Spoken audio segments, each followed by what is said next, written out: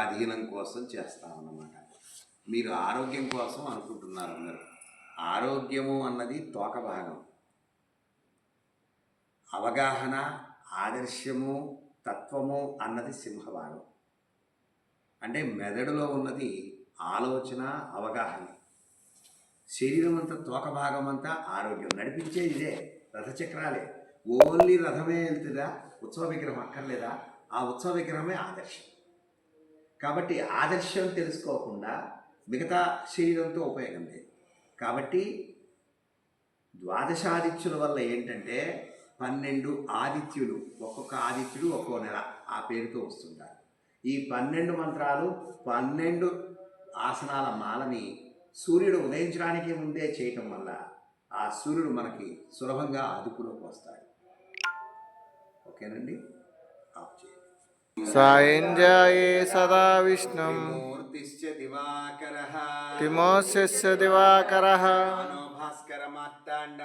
మానో భాస్కర మార్తాండ రశ్మి దివాకరః. రంకాలతో చేయండి.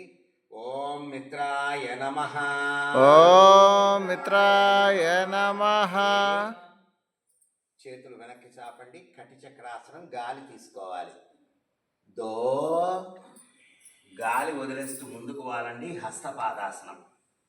తీన్, ఎడమ మోకాలు నేల కానించి తలపైకి చూడండి. వీరాసనం. ఇప్పుడు గాలి తీసుకోవాలి. చార్, 2 పాదాలు కలిపి నడుము పైకి లేపాలి. అరికాళ్ళు పూర్తిగా నేల కానాలి. గాలి వదలాలి. పర్వతాసనం.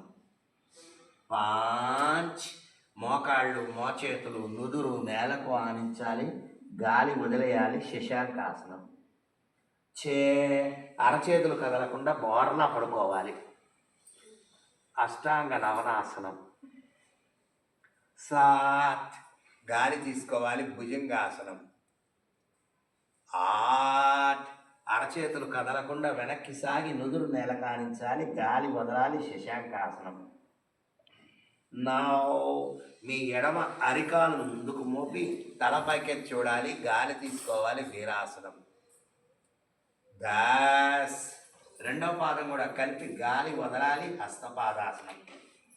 11, మళ్ళీ చేతులు వెనక్కి చాచి గాలి తీసుకోవాలి. కటి చక్రాసనం. 12, ప్రణవాసనం.